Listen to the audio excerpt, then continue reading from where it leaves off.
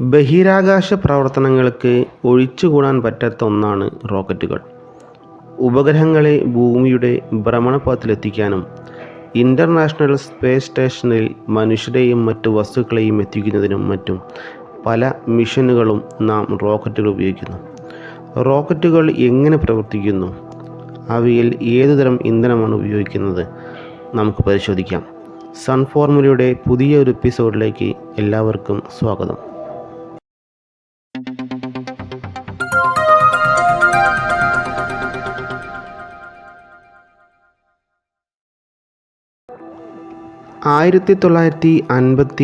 October 4 Sputnik 1 എന്ന ആദ്യ കൃത്രിമ ഉപഗ്രഹത്തെ ബഹിരാകാശത്തെത്തിച്ച റോക്കറ്റാണ് ആദ്യത്തെ ബഹിരാകാശ റോക്കറ്റ്.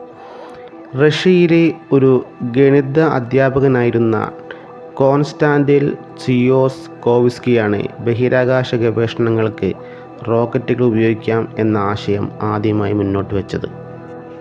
പ്രധാനമായും 3 തരം റോക്കറ്റ് എഞ്ചിനുകളാണ് ഉപയോഗിക്കുന്നത്: solid rocket, liquid rocket, cryogenic engine എന്നിവയാണവ.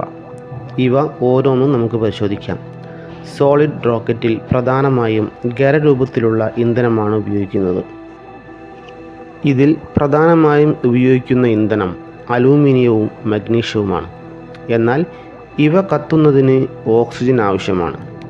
Rocket കടന്നു പോകുന്ന ഭാഗങ്ങളിൽ ഓക്സിജൻ ലഭിക്കുന്നത് കുറവാണ്. അതിനുവേണ്ടി ഈ ഇന്ധനത്തിൻ്റെ കൂടെ ഓക്സിഡൈസറായി അമോണിയം പെർക്ലോറൈഡും ഉണ്ടാകും.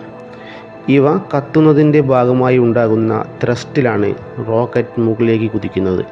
എന്നാൽ ഇത്തരം റോക്കറ്റുകളുടെ ത്രസ്റ്റ് നിയന്ത്രിക്കാൻ കഴിയില്ല. അടുത്തതാണ് ലിക്വിഡ് റോക്കറ്റുകൾ, അതായത് ദ്രാവക രൂപത്തിലുള്ള ഇന്ധനങ്ങൾ ഉപയോഗിക്കുന്ന റോക്കറ്റുകൾ. ഇവയിൽ പ്രധാനമായും ഹൈഡ്രോസിൻ എന്ന ഇന്ധനമാണ് ഉപയോഗിക്കുന്നത്. ഓക്സിഡൈസറായി ഡ്രൈ നൈട്രജൻ ടെട്രോക്സൈഡും ഉപയോഗിക്കുന്നു. ഇതിൽ വാൽവുകളും മറ്റു സംവിധാനങ്ങളും ഉപയോഗിച്ച് നമുക്ക് ത്രസ്റ്റ് നിയന്ത്രിക്കാനാകും. ക്രയോജനിക് എഞ്ചിൻ, ഇതിൽ ഉപയോഗിക്കുന്ന ഇന്ധനം പ്രധാനമായും ഹൈഡ്രജനും ഓക്സിജനുമാണ്. എന്നാൽ ഈ വാതകങ്ങളെ ശീതീകരിച്ച് ദ്രാവക രൂപത്തിലാക്കിയ ശേഷമാണ് റോക്കറ്റുകളിൽ എഞ്ചിനുകൾ ഉപയോഗിക്കുന്നത്. ഇതിൻ്റെ പ്രവർത്തനം ഏകദേശം ലിക്വിഡ് എഞ്ചിനുകളിൽ പോലെയാണ്. ക്രയോജനിക് എഞ്ചിനുകൾ വളരെ കുറവ് രാജ്യങ്ങൾക്ക് മാത്രമേ സ്വന്തമായുള്ളൂ. ഇന്ത്യ സ്വന്തമായി ഒരു ക്രയോജനിക് എഞ്ചിൻ വികസിപ്പിച്ചെടുത്തിട്ടുണ്ട്.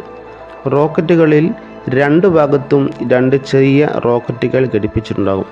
ഇതിനെ ബൂസ്റ്റർ റോക്കറ്റ് എന്നാണ് പറയുന്നത്. വളരെ ഉയരത്തിലെത്തിയാൽ ഇവ അതിൽ നിന്നും വേർപെട്ട് താഴേക്ക് പതിക്കുന്നു. ഒരു റോക്കറ്റ് വിക്ഷേപിച്ച ശേഷം അതിനെ പല സ്റ്റേജുകളിലൂടെയും കടന്നു പോകുന്നു. അവസാനം അവശേഷിക്കുന്നത് പേലോഡുകൾ മാത്രമായിരിക്കും. വീഡിയോ ഇഷ്ടപ്പെട്ടാൽ ചാനൽ സബ്സ്ക്രൈബ് ചെയ്യാനും ഷെയർ ചെയ്യാനും ലൈക്ക് ചെയ്യാനും മറക്കരുത്. വീഡിയോയെക്കുറിച്ചുള്ള അഭിപ്രായങ്ങൾ കമൻറ്റിലൂടെ അറിയിക്കുക.